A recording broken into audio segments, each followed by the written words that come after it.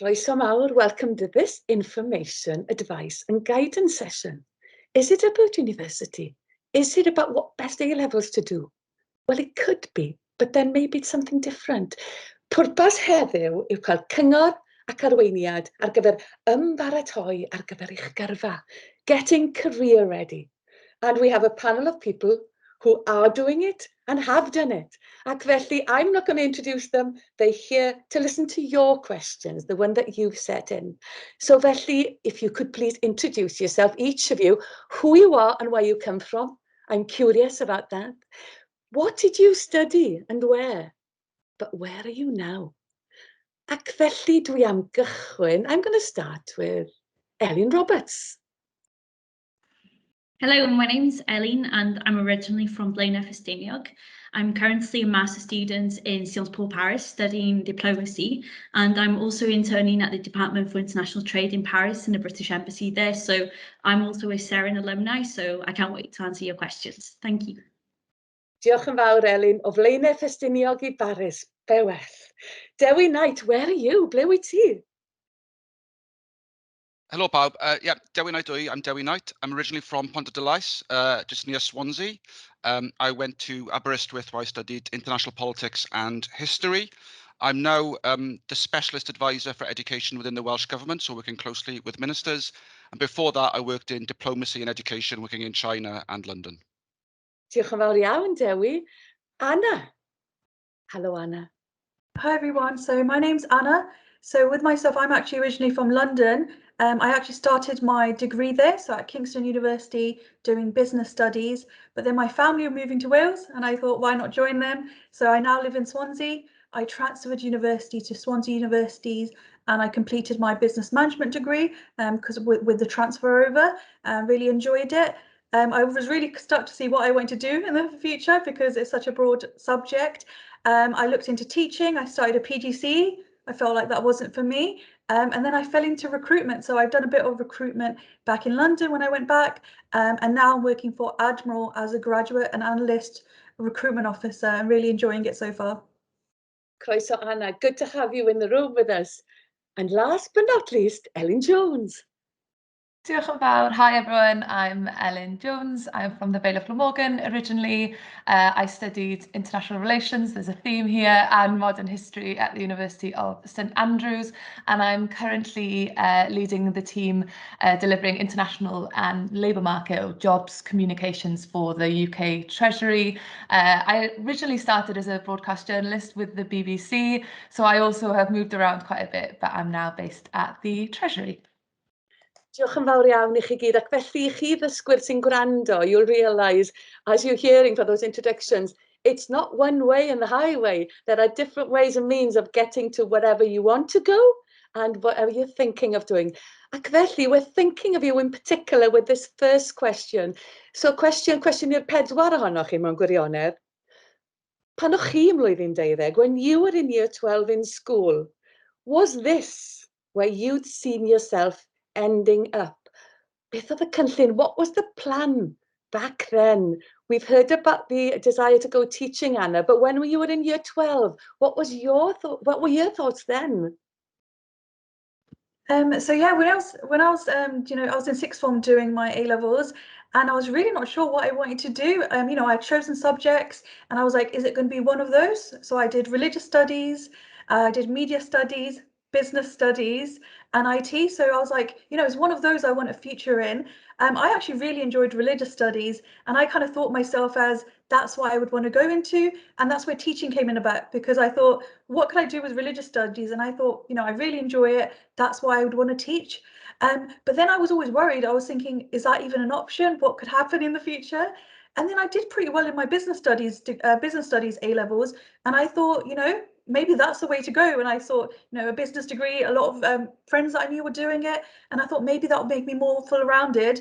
And then you could still obviously go into teaching after that, because you can do, and that's what I did attempt to do as well. So I went into PGC for secondary business, but doing my A-levels, I was really like unsure what I wanted to do. So it was like, I wanted to use my strengths of an A-level going forward. I knew it had to be one of those. I didn't really think I could do anything that I've not done an A-level in, which I now know you could. So that was a learning curve. But yeah, you know, in A-levels, doing that, you're really unsure at that point. Really vital information there. Thank you, Anna. Diolch yn fawr. Dewi, be amdana ti? What did you do? What did you think of doing? So I have to be honest, it was a bit of a blank canvas. So when I was in year 12, I was doing history, economics and French. Neither of my parents had gone to university, so there's no history of that in my family. So obviously they were very supportive, as was the school, but the school had only recently had a sixth form, so there wasn't that much advice and guidance around. And showing my age, that predates Seren. So I didn't have that many peers around me to ask questions about what might be the best way, which A-levels lead to degrees. So what I would say to those watching now is being part of Seren, having that experience and being selected to be part of that, you have so many people across the country who have the same questions, the same hopes, the same fears as you. So it's a great chance to share it, as well as getting advice from other people. So I really wish I'd had something like that all that time ago. I won't say how long ago, but it was a while ago. I'm going to go to Elin Jones now, because I don't believe Seren was around then, Elin. No, and I won't reveal my age either. Seren wasn't around. I didn't have a career plan. My plan was to enjoy studying and to enjoy my A-levels. And actually, I was quite firmly focused on university at the time. I was quite active in my search for the right university for me. I was quite adamant about not deciding what I wanted to do, whether that was a rebellious streak in me or whether that was me just deciding, actually, you know, when people ask, what is your 5-year plan? My 5-year plan was choosing a university, getting my A-levels and getting a degree that I enjoyed. That said, my plan changed once I arrived at university, which I think the lesson is a good plan is a plan which is flexible enough to change, I think. I enjoyed A-levels, I enjoyed studying, I enjoyed having the kind of immersion of going into a bit more detail. So I think my kind of key lesson if you're in year 12 is just enjoy that really precious time of being able to take on studies in a bit more detailed manner and just to enjoy the privilege of learning. And that was basically my plan.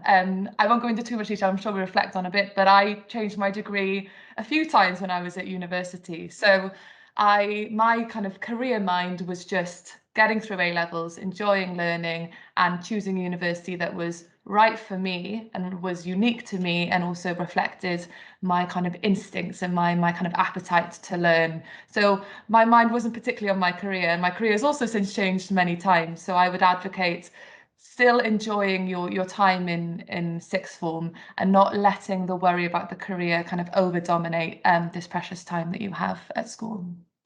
Diolch yn fawr i ti, Elin. Elin Roberts. Pan o'n i'n gwneud y lefel A, nes i wneud Ffrangeg, Saesneg, hanes, mathemateg pellach. Ac pan o'n i'n meddwl amdano brifysgol, yn sicr o'n i eisiau astudio gyfraith, dyna oedd y cynllun. Ond wedyn nes i mynd ar daith i Patagonia, nes i gyfarfod gwleidyddion yn fanno, dysgu amdan hanes di America, ac o'n i'n meddwl, pan bod fi rioed i dysgu amdan hyn yn yr ysgol, pan bod ni'n siarad amdan de America. A felly nes i benderfynu gwneud cais i wedi astudio in Sciences Po Paris, and I decided to apply to Sciences Po and apply at the Latin American campus in Poitiers. So I spent my undergraduate degree studying through the medium of French, Spanish and English, and in doing that learning about Latin America, whether it being with history, politics, philosophy, etc. And I really, really loved it. But I think during my A-level, I think it's really important that you explore the different sort of possibilities that there are out there. For example, you have Seren as a great resource, but in addition to that, there's loads of different charities. So I applied for and I participated in the Sutton Trustee West programme. So that was a great experience, learning about studying abroad experiences in the US. That was really good. You have the Social Mobility Foundation. They offer different internship opportunities for students. So I did the law pathway. So I did an internship at Linklaters, and as part of that, I learned more about the law career. You also have the Bright Network. They offer free virtual internships for students. And you have different sort of summer schools. So specific universities will offer specific summer schools. You have the unique summer school at Oxford. So I think more about the A-levels, more about just getting as much information as you possibly can, so you make the best choice for yourself. And I think it's really important that you also live in the moment and you enjoy it. And just remember, be flexible. Like, I thought I would be studying law. I'm doing something completely different now, so to speak. So just enjoy it. because there is a question here, and I was going to come to that later, but I will come to it now because I think it's fitting that we do. How to know what we want to do? Because you've all highlighted such different things. It might be a simplistic question, but it's complex. So Ellen Jones, you're nodding there. Ti'n nodio dy ben. How to know what you want to do? You mentioned that you changed your, elements of your degree a few times. So how did you know what you wanted to do? I think you often know what you don't want to do, which I think is really important. I mean, I think, you know, Ellen there mentioned the power of internships. It is through applying for law vacation schemes that I decided that I did not want to do law. So maybe that was something to do with the application process. But I do think that having experience of things, regardless of whether you know you'll enjoy them or not, will be a really useful tool for you. And I say that to my team now. I encourage shadowing opportunities in the workplace. If it's 1 week, 2 week, because there are different teams within different departments and you need to have a feel for it. And for me, I don't really have a hard and fast kind of objective rule, which is maybe how I learn, but I like to experience and have a sense of whether I enjoy it and whether I wake up in the morning and going, this stimulates me. And I think the key thing I'd also remind everyone is you never stop learning throughout your career. I've changed my career a few times, and the key overriding factor for me is, do I feel stimulated? Do I feel that I'm learning something new every day? Do I feel like I'm also having a laugh along the way, that no one is taking themselves too seriously? But you need to be, I think, inspired, and you can be inspired in the morning. It doesn't mean that you jump out of bed and you go, yes, work. You know, there will be some days that you do that. There'll be other days that you're slightly less so doing that.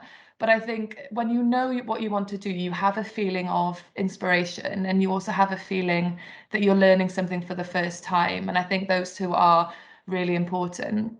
But again, what I can't kind of overemphasize is what you like may change. And that is the greatest part of learning and developing and maturing, is that your appetites will change. And so it's not as if you suddenly reach kind of the end of school or reach the end of your degree and there is a kind of hard and fast rule of what a good career, good enjoyment and a good decision looks like. That will change as you change and as you mature.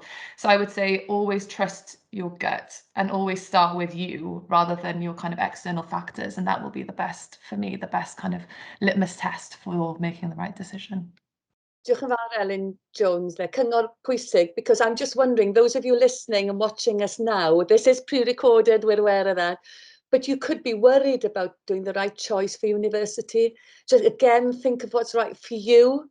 We're all different. A diolch byth am hynny. That's really good that we are. So don't put the pressure on yourselves, just like we've heard just now. Dewi, how did you know what you wanted to do? Or if you do still know that. Yeah, I don't know what I'm going to do when I grow up. I haven't decided yet. But Ellen spoke really well there, and in a previous answer, and it reminded me a bit of, so Mike Tyson, the former heavyweight champion, had a big saying: everyone's got a plan till they get hit in the nose.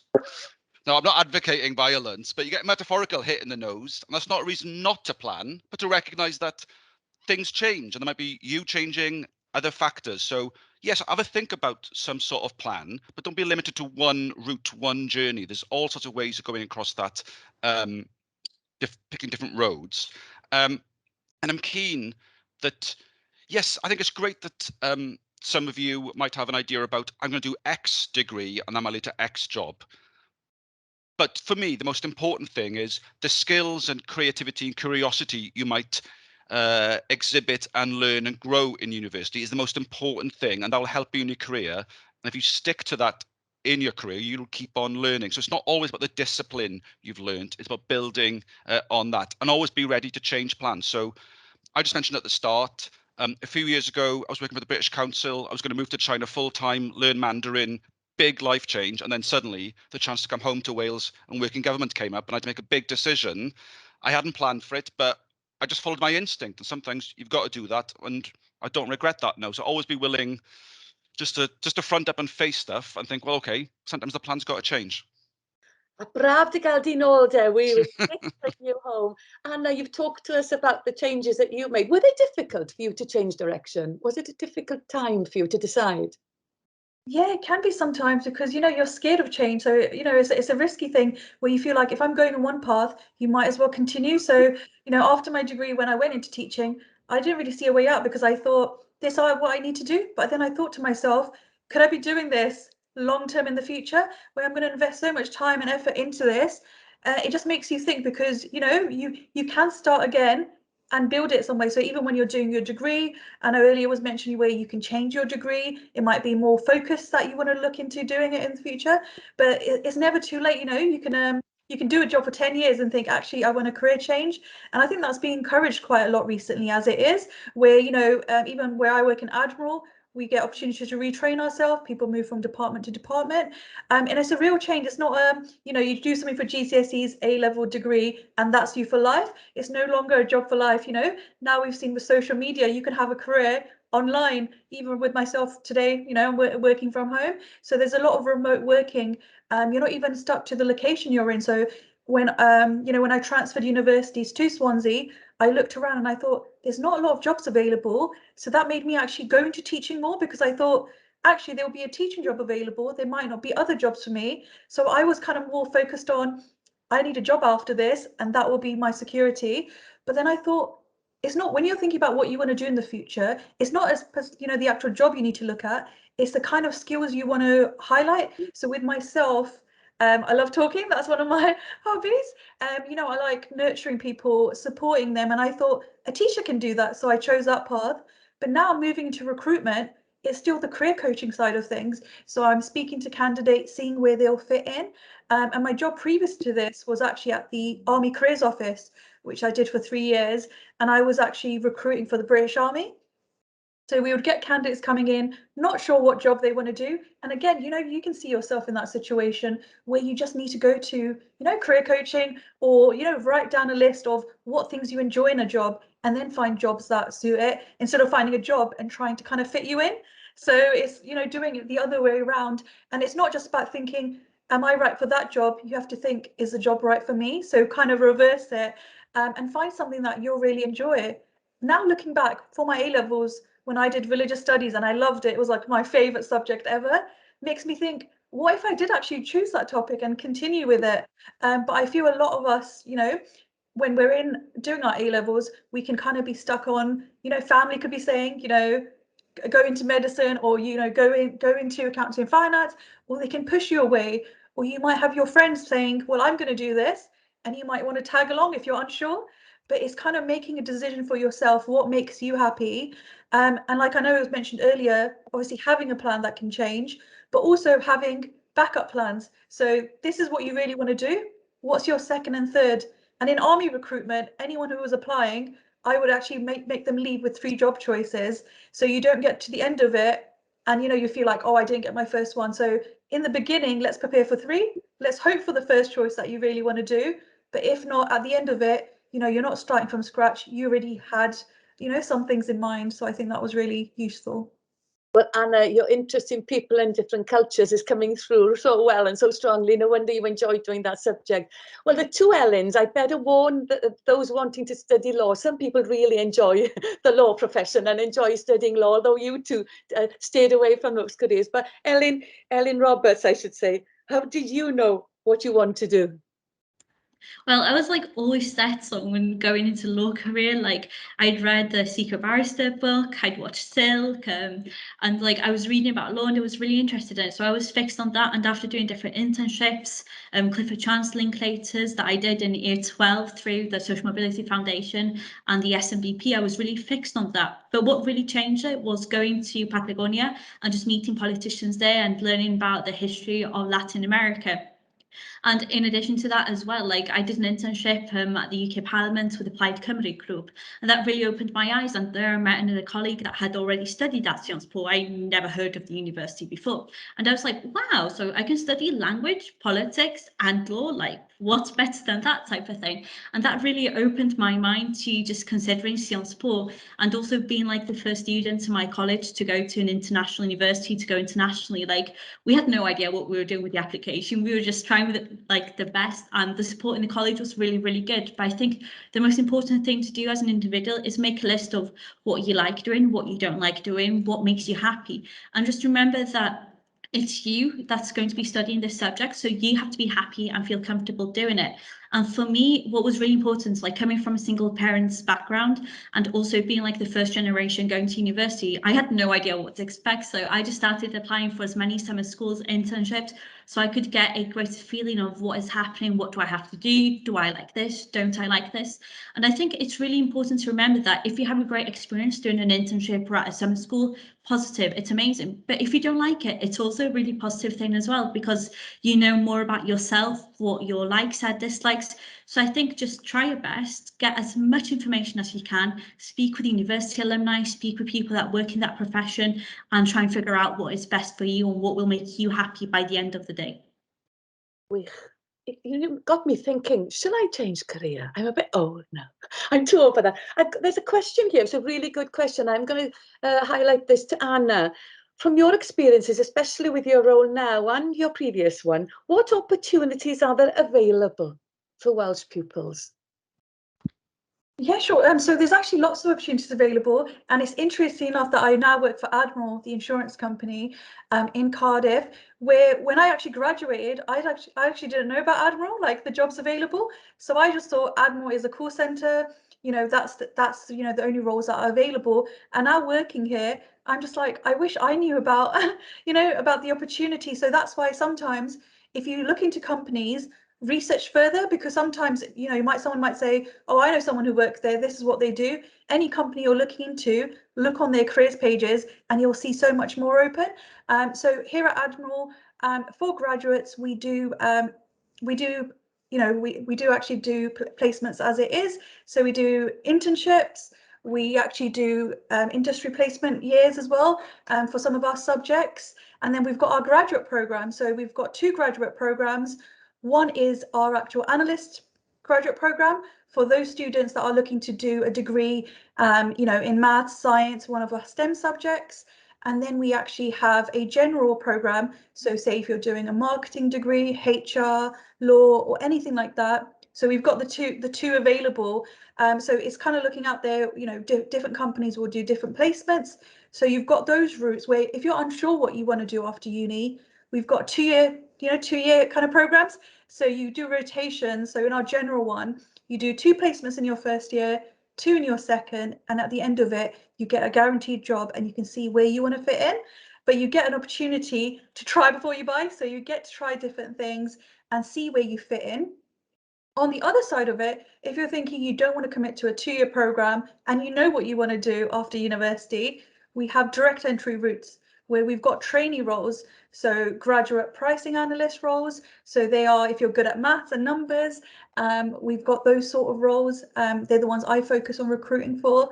And we've got, you know, various other ones where we will train you up. So it could be you do your degree, 0 experience, you come in and, you know, you can be trained from scratch. So we've got that. And then my previous one, of course, it was Army recruitment. Again, over 200 roles available in there, from combat roles to engineering. You could be a chef, a postie, and there's, you know, even there. So I think even myself, you know, the older I'm getting, I'm learning. So each job I've done, I'm like, wow, I just didn't know that existed. So I feel the same in Admiral, felt the same when recruiting for the Army. So it's always opening your eyes. It's not just, you know, path A, B, or C. There could be various, and you could specialize or you could do something general. But no, definitely more opportunities available than we first see. One quick one I would mention is even looking out on things of online. So do your searches, but even on LinkedIn, you could see someone's career. So whether you've got a profile or you know someone who's got like a family member, they could show you. So if I thought, you know, this person's a solicitor, how did they get there? So you can look at what they did in A levels. If they put that on there, mostly they put degree or any side courses. But on the reverse of it, what you'll find is to get that to that end goal, they haven't actually done the degree you think they would have done.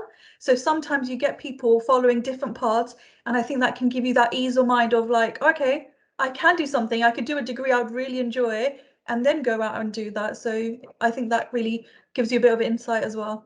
Great, Anna, and we've got buy one get one free there, because the next question was, what's the best advice for graduate scheme jobs? So you've answered that one in that answer as well. Cwestiwn nesaf, cwestiwn yn y Gymraeg, mae 'di dod mewn yn y Gymraeg. There are similar questions in English as well. Are you darganfod gwaith yn rhwydd ar ôl dod mas o'r brifysgol. So what I'm saying, Anne, is it easy to find a job from coming from university? And I ddechrau gyda ti, Elin Jones. Ag hefyd, coming from a Welsh medium background, is that more of a challenge to find a job? What was your experience? Na I ateb yr cwestiwn cyntaf on pa mor hawdd yw i ddarganfod job. I'll firstly just reflect on whether it is easy or otherwise to find a job. I think that seems like quite a general question, and I think I won't go into an analysis of the labour market because that's not what you're all here to see today, and I don't think you'll want to hear that. But I think generally things are looking relatively okay, especially for young people coming out of COVID in particular. Felly mae'n bwysig i ystyried, mae wedi bod yn gyfnod anodd i bawb drwy'r cyfnod diwetha, a fi'n credu mae'n bwysig bod ni yn pwysleisio hynny. O ran pa mor hawdd neu anodd yw i ddarganfod job, mae yna swyddi allan yna, a mae'r farchnad swyddi yn fywiog iawn ar hyn o bryd. Felly mae yna nifer fawr o swyddi i roi'r ateb gwrthrychol. I roi'r ateb o ran, os yw hwnna ar eich meddwl chi, y peth gorau allai gynghori chi yw i wneud eich ymchwil, fel oedd Elin yn sôn yn fyna, ac i gymryd gymaint o brofiadau ac sy'n bosib. Peidiwch bod ofn e-bostio rhywun allan o nunlle ac yn gweud, mae gennau ddiddordeb yn y gwaith ych chi'n neud, neu drwy LinkedIn, neu bod chi wedi dod ar draws rhywun ar wefan. Peidiwch bod ofn, os ydych chi'n gweld bod swydd yn dod i fyny, allai adlewyrchu ar brofiad dwi wedi cael yn y gwaith yn ddiweddar, lle mae rhywun o'n i arfer gweithio gyda wedi sôn, mae'n falle bod yna swyddi'n dod lan yn ein tîm ni mewn ambell i wythnos neu rhyw ambell i fis, chi ffansi mynd am goffi i drafod y cyfle. Felly, mwyaf gysylltiadau chi'n neud, bron y fwyaf swyddi fydd yn ymddangos yn eich ymgylchfyd chi. Felly, oes mae yna lawer o swyddi yw'r ateb gwrthrychol, ond hefyd mae werth i chi fynd allan i chwilio. So just to summarise briefly, the answer is there are lots of vacancies out there. The jobs market is very vibrant at the minute. But I would also say there is this argument that you do make your own luck. So don't be shy. And I think us, as from a Welsh background, we have a tendency to not exaggerate the things that we do, but we sometimes play it down. Don't be shy. Go out and contact people if you're interested in their careers, as Anna was mentioning there on their LinkedIn story. Drop them a line, drop them a message and say, hi, I'm interested in this area. I know you work in X company or in X department. I'm keen to learn more. Do you have any opportunities coming up? So do look for them, search for them. It will be welcomed. I've had a few people get in touch, and it's great to hear that people are A, interested, great for my ego, but also B, you're really excited to help kind of younger people develop their career. So things are looking good. And then to answer your second question about Welsh medium education, for me, it enriched my experience is the very short answer. No path was closed as a result. Actually, for me, and I think interestingly others on the call, what's great about Welsh medium education is when you go and work internationally or when you go and study internationally, you have a fantastic story to tell. So you learn from others as much as they learn from you. And I felt like kind of carried a sort of ambassadorial role when I was at university, and it was able for me to kind of shine a light on the rich experience that I received from Welsh medium education. All of my studies were through the medium of Welsh. I did English A-level, but apart from that, I studied history, German, and Welsh language and literature, and obviously everything was in Welsh apart from English. So I think there is a preconception that when you study and sit in a lecture room and the lectures through the medium of English, that will be a shock to the system. I didn't find that at all. I felt that it was no different for me personally, and I actually felt that my education meant that I experienced a lot more than maybe I otherwise would have done. And it's also a really great opportunity for you to carry that mantle with you wherever you go internationally. So I would be a very strong advocate of Welsh medium education. And I better say diolch yn fawr I ti. Thank you, Elin, for that. Elin Roberts, is there anything you wanted to add to Elin's comments on the Welsh medium element of it? I think, like, for me personally, Welsh medium education really helped me in terms of being able to be bilingual in both languages and switching from one language to another. Like, I did GCSE in Spanish, I did an A-level in French, and when I got to my university, everything was through the medium of French. And you'd have classes like through the medium of Spanish as well. So it was really difficult. I'd always be sitting there doing my reading notes, using a dictionary. But at the end of that, I've not only gained actually knowledge on Latin America, etc. I've become fluent in French and Spanish. I've learned some Portuguese on the route and some Russian as well. So I think just being able to switch from one language to another with Welsh and English has really, really helped me in learning different languages as well. And also the languages from 2 different families. So like, it's just great, I think. But dwi'n mynd I drosglwyddo o un iaith i'r llall. I'm going to go from one language to the other. I only have 2. I'm not as gifted as some of you. On Dewi, can I take you back? What was the transition from university to work like? I think it's important to remember that, so I'm not speaking as an employer here, just speaking back to my experience. So that first, 5 years, you don't suddenly have to become this mature person in this big bad world.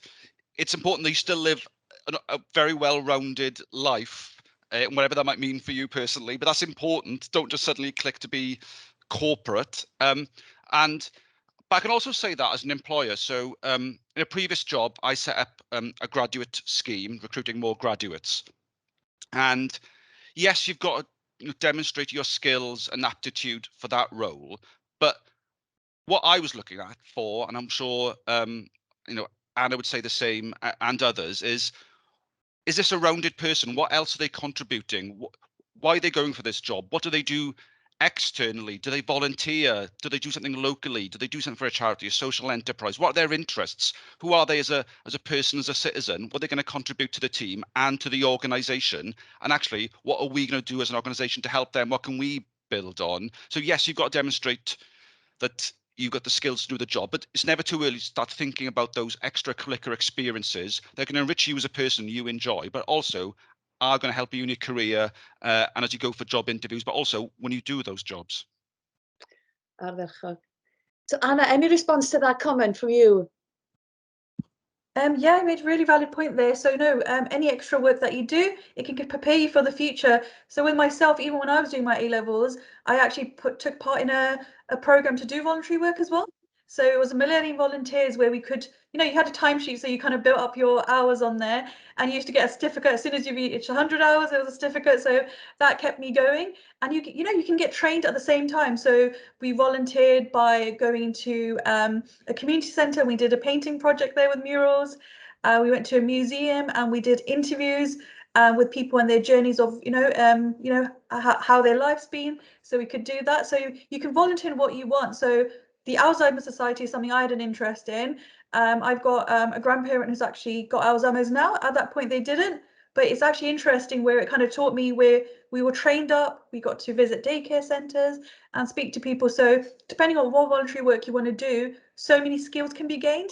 And with myself, when I was doing my A-levels, I was really shy. So I could never, like today, I'm able to speak in front of you.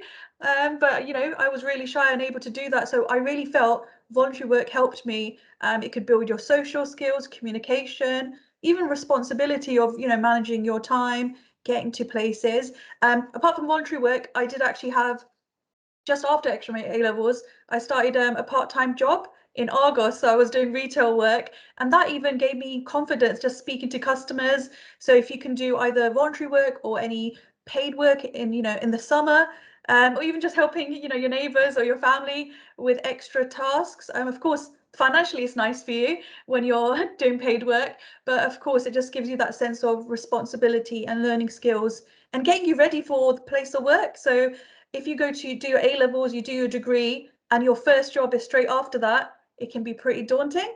I'm not saying it can't be done. Of course, you'll learn the skills as you go, but it kind of gives you you're a step ahead and knowing what to experience, even if it was 1 week or 2 weeks work experience. I also worked in Argos, but I only worked in the warehouse. I was never allowed out front, so I didn't develop my oracy skills there, unfortunately. But your presentation skills today, Dewi, are top notch. You should see me carrying a box, even better. You've made me think I need to start my Christmas shopping. We're going off subject, but we're allowed to. According to your philosophies, we're allowed to go off piece now and again. Ellen, what was it? Well, you're still studying. So are you daunted about going into a career like Ellen Roberts now, career like life straight after your studies? I think it really depends on the sort of career, and I think it's advice we'd give students is get as much work experience as possible, because for example, for some entry level jobs, especially like the United Nations, OECD, they will say they want a minimum of X amount of work experience. And a lot of like internships in those institutions sometimes are unpaid, so it's not possible to do them all the time. So I think it's really important to do as much work experience as possible when you're younger. And I think in addition to that, it's really important that you'll just get those experiences, and in getting those experiences you're going to know what you like, what you don't like, and that will then lead you to choose your chosen career path.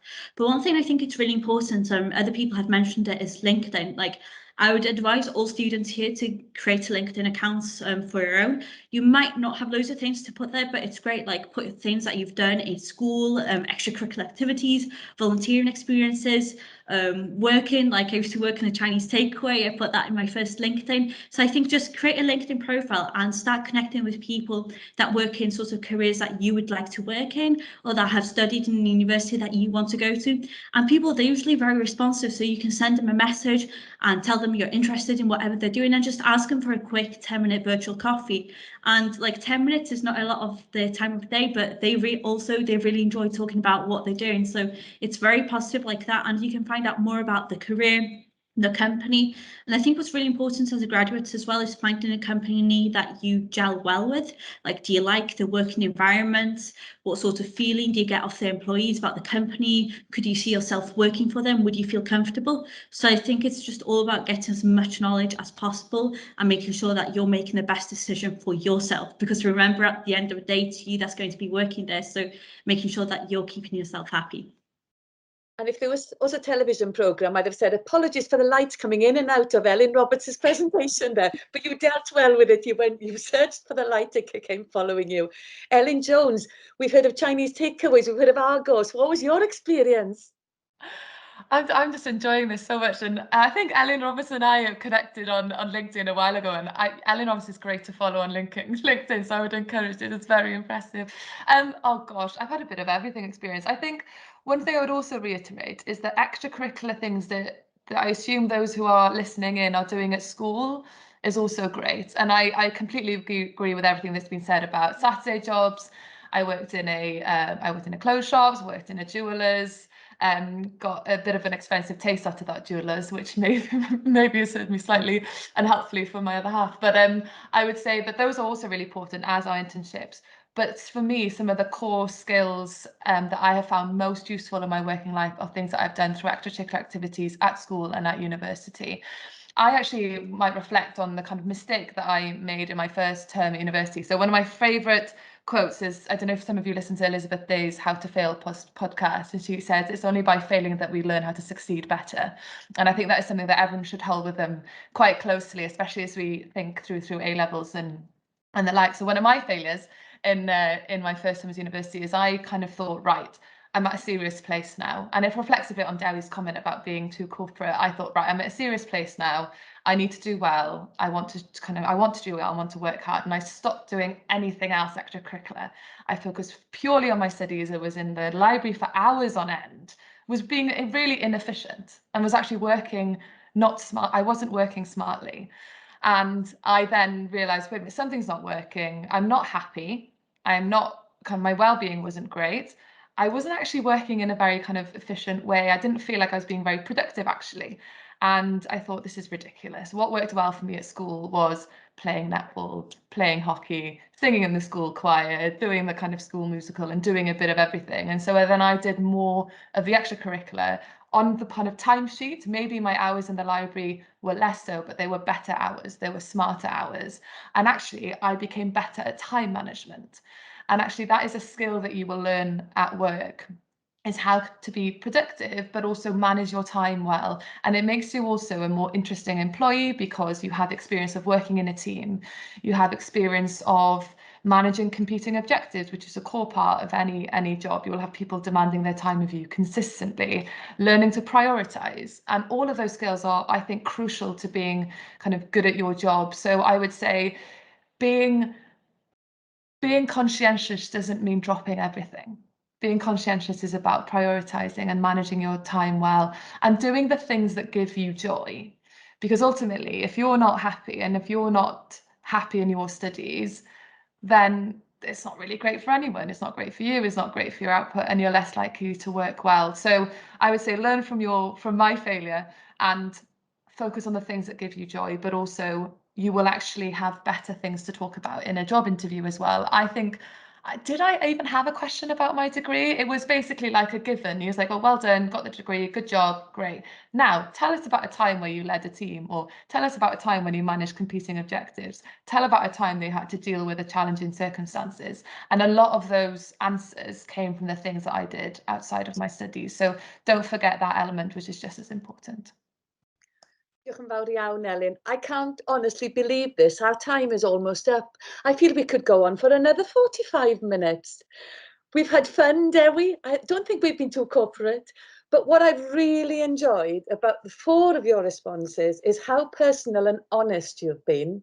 The high standards that you've all achieved are obvious to everybody. But how interesting some of the responses are getting career ready is about getting university ready. Be yourself. Do what you love doing. Be prepared to be productive and what your smart looking looks like. Yeah, manage your time well, but don't forget to ask for help. And that's why Seren is here, like we heard from Elin Roberts right at the beginning. That's why Seren is here. Ac felly, na gyd allai i wneud I chi'ch 4 heddiw. Heno, I should say, because we're pre-recording, it's going out in the evening. Thank you so much for your time. I've loved listening to your stories. I would love it if we had a part B, but we don't. The clock is ticking and we have to work smartly. Felly, diolch o galon i'r 4 na chi, and I wish you well with the rest of your careers. Diolch yn fawr iawn. Hwyl fawr. Diolch yn fawr. Hwyl. Well, mae hi wedi bod yn noson dda. What an insightful evening it's been, and thank you to everyone who has contributed this evening. Gobeithio i chi fwynhau. I do hope that you've enjoyed this first evening of the National Seren Academy Conference and you found it inspiring and that you are ready for even more tomorrow. Yfory felly, nôl fan hyn am 6. Tomorrow afternoon we'll see you back here at 6 p.m. where we'll hear about the summer schools planned for 2022. And more information, advice and guidance. Beth fydd yn digwydd yn yr ysgolion haf tybed? Bydd mwy am hynny a mwy o wybodaeth, cyngor ac arweiniad yn dilyn yfory. Felly, diolch o galon bawb am heddiw. Thank you all for your amazing contributions. Tan yfory, till tomorrow. Nos da. Good night.